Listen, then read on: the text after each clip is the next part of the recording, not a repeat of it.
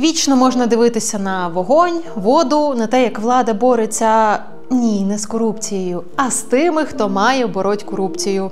Але сьогодні не про це ганебне намагання відкинути нас на десятиріччя назад. Взагалі, це відео я знімала до того, як понеслося. Тепер перезнімаю, щоб задати ширший контекст, так би мовити. Не буду переповідати події минулого тижня, про це у нас є вже кілька відео на каналі, тому одразу по суті. Причиною для цього випуску стала визначна подія. Практично прецедент. Вперше в історії корупційних проваджень фігурантом став не лише посадовець, а й його дружина. Так, звісно, до покарання ще далеко, але тим не менш, це кроки у правильному напрямку. Чому це важливо? Поясню на прикладі. От є посадовець, має собі офіційну зарплату, взірцеву декларацію. При цьому катається на елітній тачці, живе в елітному ЖК, що неспівмірно з його, знову ж таки, взірцевою декларацією. Як він пояснює оцю всю розкіш, переважно можна почути, що цю хату за 3 лями дружина купила, вона ж успішна підприємиця. Казочка стара як світ. Щоразу думаємо ми. Робимо відео про чергового скромного посадовця і його геть нескромну родину з купою елітного майна. При тому, що ніхто в сім'ї об'єктивно не міг і близько заробити на оце все майно. О, наш клієнт, думає НАБУ, починає розслідувати, далі справу підхоплює САП і йде з нею в суд. Цікавий момент в тому, що якщо хтось і несе відповідальність у цих провадженнях, це лише той самий посадовець. Його дружині, тещі, тестю, матері і так далі, на яких усе те майно записане, нічого. Але ж вони теж співучасники. Так що ж то за прецедент, запитаєте ви? А спочатку підпишіться, якщо досі ні. Поставте дзвіночок, вподобаєчку, нам приємно буде. Так от, у цьому відео розповім і про цю прецедентну справу, у якій посадовець і його дружина стали фігурантами, і про ті справи, у яких цього ще не сталося, але варто було б піти тією ж стежкою. Останнім часом ми усі говоримо про ефективність антикорупційних органів. І з одного боку це відео як доказ, що воно робить. От вже до дружин навіть дійшли. А з іншого, вважайте це відео натяком на те, куди антикорупційним органам треба уважніше придивитися. А тепер полетіли? Пум-пуру-пум-пуру-пум. Міць будь-якої країни визначається передусім стійкістю та ефективністю її державних інституцій. Пам'ятаєте голову антимонопольного комітету Павла Кириленка, у якого рік тому схеми знайшли майна на понад 70 мільйонів гривень, що з офіційними доходами, звісно, геть неспівмірне.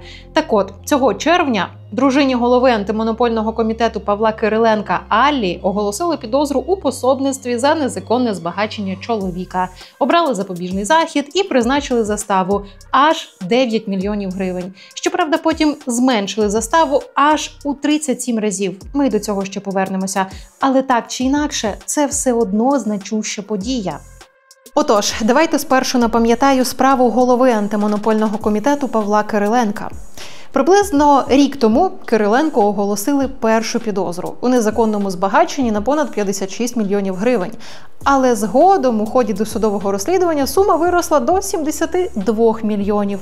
За даними САП, у 2020-2023 роках Кириленко, будучи керівником Донецької обласної військової адміністрації, значно покращив свій майновий стан. Мова про 7 квартир у новобудовах Києва та Ужгорода, будинок та 2 земельні ділянки під Києвом, а також 2 гаражні бокси, 6 паркомісць, 3 нежитлових приміщення та BMW X3. А реєстрував це все Кириленко на родичів дружини. А чому? Бо офіційні доходи очільника Донецької ОВА не дозволяли йому так обжитися. За 20-23 роки подружжя Кириленків разом заробило близько 5,5 мільйонів гривень.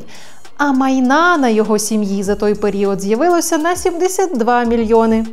Тоді Кириленку призначили заставу у 30 мільйонів і практично одразу всю суму внесли. На суді з'явилися отакі перли про малину. Раптом ви це пропустили? Нагадаю, що тесть Кириленка на суді пояснював, що заробив на продажі малини $300 000. І за ці гроші родина купила ті самі квартири в Ужгороді. І навіть з огляду того, скільки малина коштує зараз, це все одно не хата в новобудові. Хоч би там і картель з малини був. За цей майже рік Кириленко досі залишається чинним головою антимонопольного комітету. Суд його так і не відсторонив. Ба більше, Кириленку дозволили пересуватися Україною. А судячи з інстаграму Кириленка, він то тут, то там, зустрічі, засідання, рішення, міжнародні партнери. Адвокат просив суд повернути голові антимонопольного комітету і закордонний паспорт, бо ж відповідно до указу президента Павло Кириленко входить до делегації України для участі в переговорах з ЄС щодо укладення угоди про вступ України до Євросоюзу. Іронічно, що через таких, як Кириленко, нас в єС то і не беруть. Але суд поки закордонний паспорт Кириленку не віддав. Звісно, як показує практика, це не завжди є 100% гарантією, що за кордон ніхто не поїде. Задачи, которые ставятся передо мной, перед моей командой, будут выполнены. На початку червня Кириленку нова підозра під'їхала за брехню в декларації. І разом з тим увага правоохоронців дісталася не лише Павлу, а й його дружині Аллі. Їй оголосили підозру у пособництві в незаконному збагаченні чоловіка на 72 мільйони гривень. На суді дружина Кириленка все заперечувала.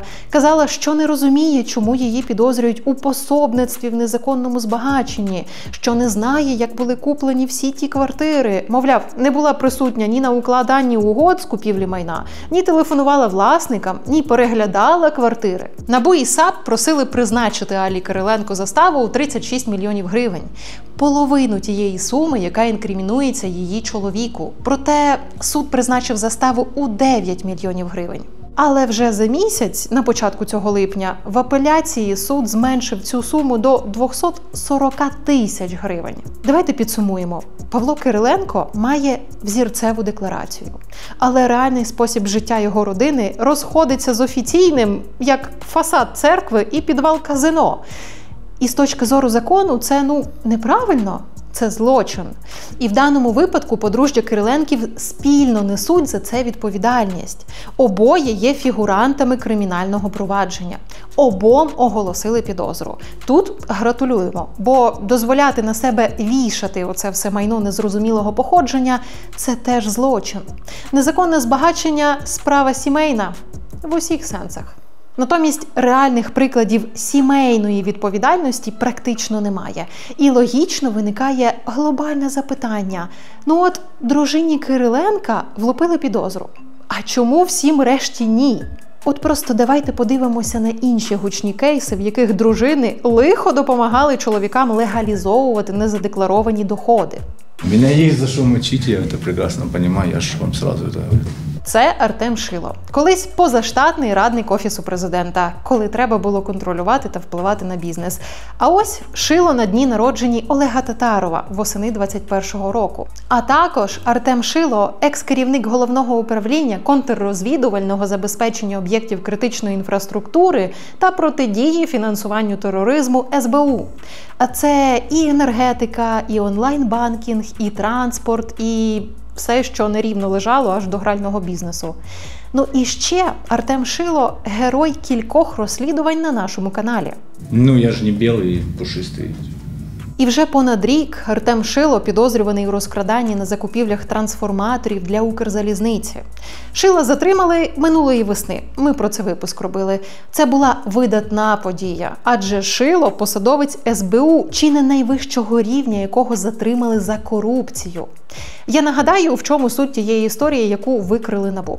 Укрзалізниця купила трансформатори, купила по завищених майже вдвічі цінах у свого дорожчого постачальника. Збитки державі слідчі оцінили у 100 мільйонів гривень.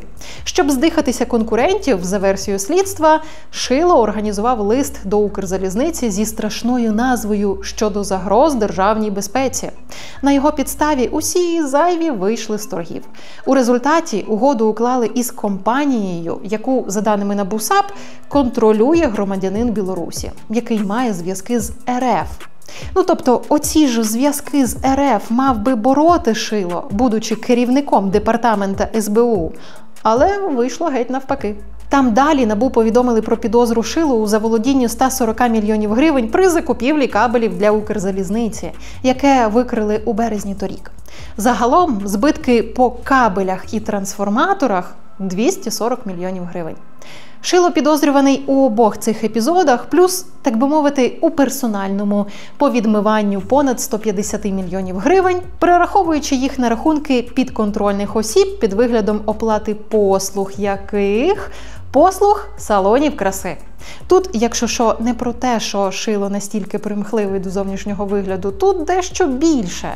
Я далі поясню. Так от, на салони краси, а також на купівлю нерухомості. Мова про 2 квартири у Печерських Липках. Їх показувала наша Леся 2 роки тому. 2 трикімнатні квартири в елітному столичному ЖК. За скільки ви їх купили? 6,5 мільйонів гривень. То в доларах скільки? 250 тисяч на той час. Кожна. Ні, взагалі. То таких ринкових цін немає. Ну так подивіться на ринок, який був. Давайте я не буду переповідати той сюжет Лесі, краще залишу в описі під відео посилання на розслідування, сходіть, подивіться. А у цьому відео я лише опишу загально необхідне для контексту.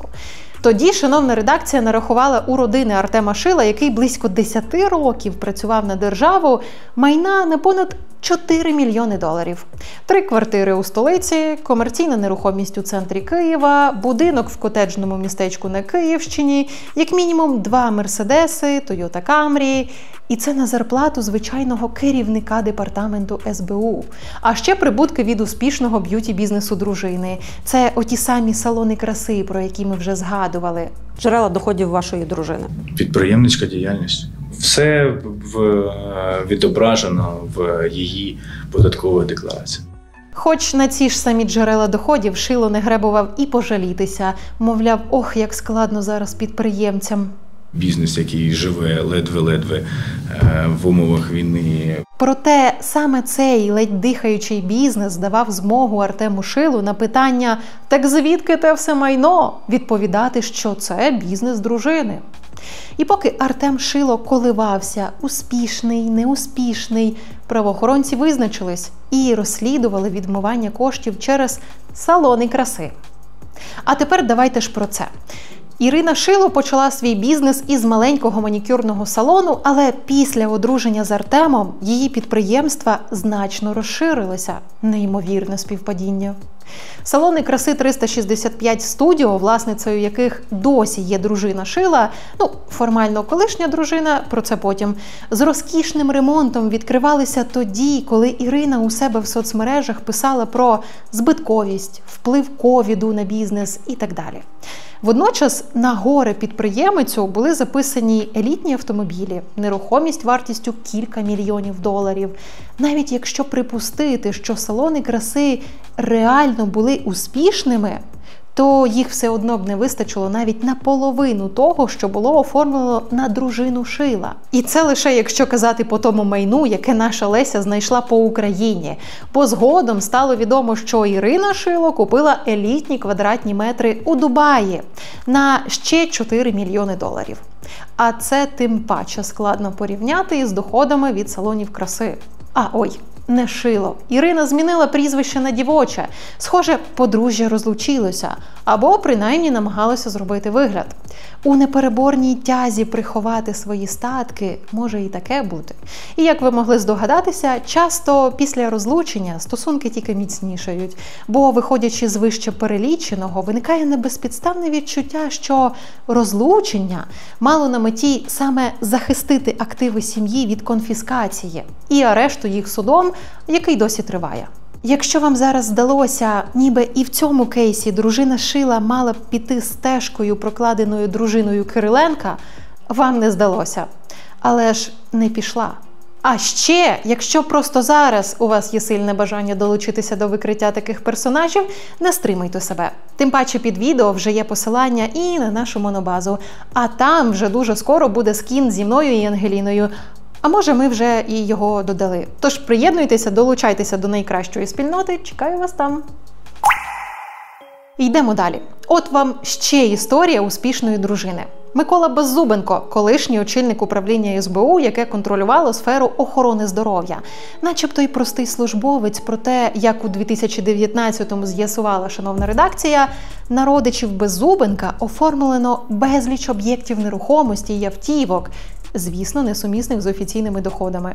У дружини Беззубенка, як виявилося, 2 квартири у Чорногорії, у найбільшому курортному місті – у Будві. І це все поки дружина сиділа в декреті і ніде не працювала, а чоловік її практично все життя працював у СБУ. А звідки у вас кошти на нерухомість у Чорногорії? У мене такі, ви що? Про що ви говорите? Коротше, майна розкішного і масштабного повно. Класика. Але історія Беззубенка цікава тим, що вона не лише про майно, а й про бізнес. Отой, по фармі. На дружину Беззубенка оформили юридичні фірми, які обслуговували фармацевтичні та медичні компанії, що для самого Беззубенка створювало конфлікт інтересів в СБУ, адже він був не просто службовець, а очільник управління, яке контролює цю ж сферу. Зокрема, юристи Беззубенко представляють інтереси цілої групи фармкомпаній, пов'язаних із великими гравцями фармринку. Частина з них жваво ходить на державні фармтендери і є великими імпортерами фарми. Після того сюжету НАЗК влупили Беззубенку 14 протоколів за конфлікт інтересів. Але на тому і все. Дружині ж взагалі нічого. Це було у 2020-му. З тих пір в усіх життя малина. У самого Беззубенка кар'єра пішла вгору. У 2021-му в медіа про нього згадують отак. Колишній начальник першого управління ГУ контррозвідувального захисту економіки СБУ у 2020 році залишив службу і почав займатися бізнесом, але юрист за фахом не до кінця розірвав зв'язки з державою і зараз виконує обов'язки позаштатного радника керівника Офісу президента Андрія Єрмака. Тоді, за даними медіа, Беззубенку приписували кураторство митниці від ОП. А ще того ж року Микола Беззубенко захищав свою кандидатську по темі ухилення від податків. Його науковим керівником був заступник голови Офісу президента Олег Татаров. Восени 23-го року Беззубенка вже не було в списку радників ОП. А що тим часом дружина? Та теж немає на що жалітися. Вона і меблі лікарні за завищеними цінами продає, і BMW X7 24-го року має, і ресторанами займається. Ось він, любов і люди. Сучасна українська кухня у ЖК «Французький квартал». І цей бізнес непогано йде. Сама Юлія Беззубенко на початку червня тішиться, що ресторану вже 2 роки. І пише, що час краще відчувається не в цифрах, а в змінах. У тому, як щось росте, визріває і дарує плоди. А я додам, що часто порівняння оцих цифр та матеріальних змін сукупно дає найбільш видимий результат. Так само 2 роки вже існує й інший проєкт, який Юлія Беззубенко в інстаграмі називає своєю душею. Еко-готель за 90 кілометрів від Києва «Родосвіт». Тут і будиночки на озері, і басейн, і ферма, і зоопарк. Місце, яке створили з любов'ю у хащі забутого, занедбаного, замуленого і засміченого, як написала Юлія Беззубенко в інстаграм. До слова, сам Беззубенко після тієї історії з конфліктом інтересів теж оговтався. Ну бо що? Адмінпротоколи не переросли у щось масштабне. І нині, очевидно, продовжує юридичний бізнес. Обростає компаніями з тієї ж сфери, і тепер вже він, власник тих юрфірм, хранителькою яких колись була типу дружина. Тоді, коли на себе Беззубенко записати їх не міг. І давайте ще раз. Якщо Миколі Беззубенку за оце все бодай і символічне, проте адмінку виписали, то його дружині знову нічого. Знову виходить, що дружина начебто й у декреті, проте успішна підприємиця з нерухомістю і бізнесами. Ну тобто виглядає це як класичний тандем. Він вхід у можливості, вона вихід у компанії, ресторани і BMW. Певно, Всесвіт так подякував за декрет.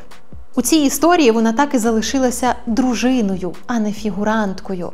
Власне, тут чоловік теж фігурантом не став, а очевидно мав би.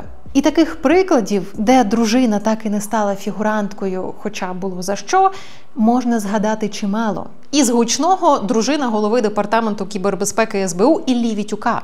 Як з'ясували колеги зі Слідства.Інфо, у грудні 23-го року Юлія Вітюк придбала квартиру у житловому комплексі преміум-класу на столичному Печерську.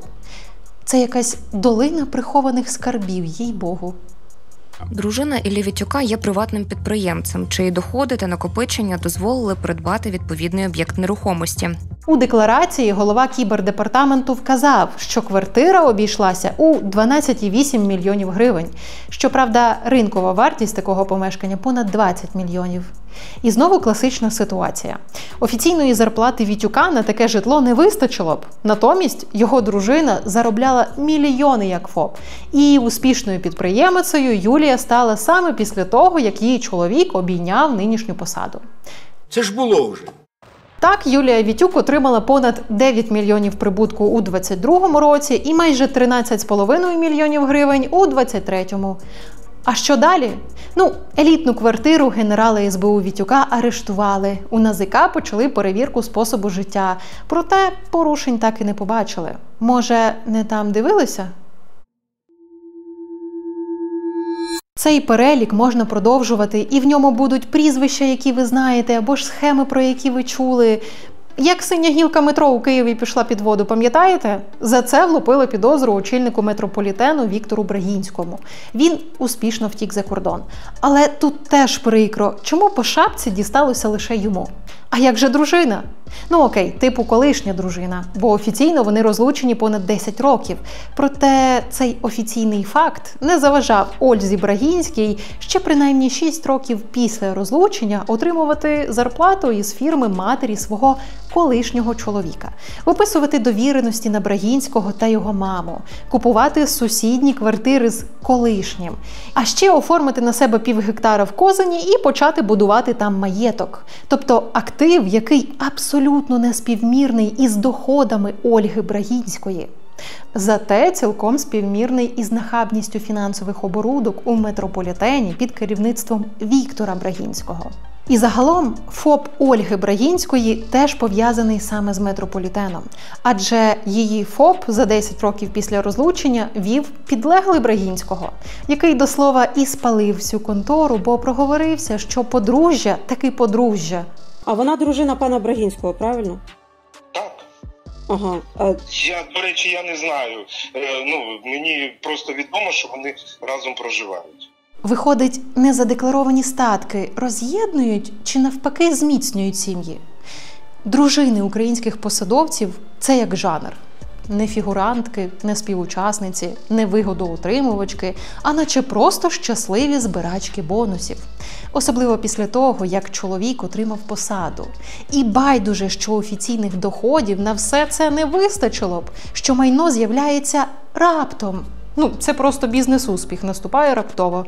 Зрозуміло, що інститут шлюбу треба берегти, але ж не тоді, коли це стосується наростання майна незрозумілого походження. І взагалі, якщо взяти будь-яку історію, де скромний посадовець оформлює сумнівне майно на родича, чому цей родич не несе відповідальність? От як у кейсі з дружиною Павла Кириленка. За пособництво у незаконному збагаченні чоловіка. Не за саме незаконне збагачення, звісно, бо родичі посадовців зазвичай не на посадах. Але ж вони допомагають легалізовувати незаконно отримані доходи на цих посадах. Якось нечесно виходить, правда? Повторюсь, ми це розповідаємо не для того, аби ви такі «всьо тлен», з якого ми виходимо оце з плакатами. Ні. Ми розповідаємо це для того, аби підкреслити, наскільки важливо притягати до відповідальності за корупцію. І наскільки важливо зараз НАБУ і САП показати ефективність, бо усі дивляться і не пробачать, якщо що. А ви як думаєте? Напишіть у коментарі. І, звісно, не забудьте про вподобайку і поширення цього відео. Нам це дуже допомагає. А на цьому у мене все. Побачимось!